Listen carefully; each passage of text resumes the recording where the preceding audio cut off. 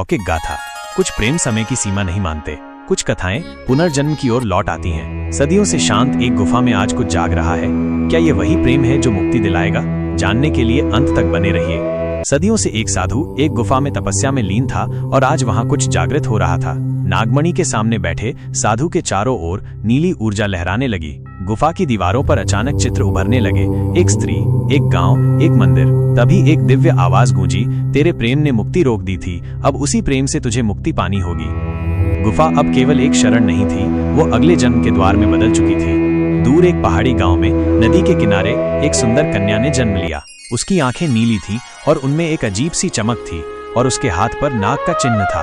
वो बड़ी हुई तो उसे सपनों में एक गुफा, एक साधु और एक रोशनी दिखाई देती थी जो उसे अपनी ओर बुलाती थी। कुछ जन्मों में केवल शरीर बदलता है, आत्मा अपनी यादें साथ लेकर चलती है।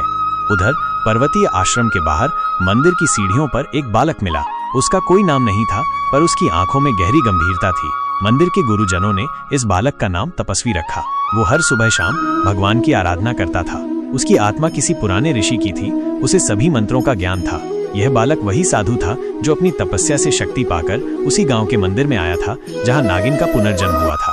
वर्षों बाद एक तीर्थ मेले में नाग कन्या और तपस्वी आमने सामने आए। कोई शब्द नहीं बोले, लेकिन उनकी आंखें एक दूसरे पर ठहर गईं, जैसे कुछ पहचाना, कुछ अधूरा जो कभी पूरा होना था। उसी क्षण कहीं दूर नागमणि फिर से चमक उठी। गुफा ने फिर पुकारा। नागकन्या और तपस्वी दोनों खींचे चले गए, जैसे उन्हें कोई अदृश्य शक्ति खींच रही हो। वे दोनों गुफा के द्वार पर पहुंचे। एक प्रकाश में गुफा का द्वार खुला और वे अंदर प्रवेश कर गए। अंदर एक नागमणि थी। जैसे ही नागमणि को दोनों ने छुआ, एक ऊर्जा की लहर उठी और पिछले जन्म की सारी यादें लौट आईं। उनका प्रेम, उनका व्रत और उनका अधूरा वचन।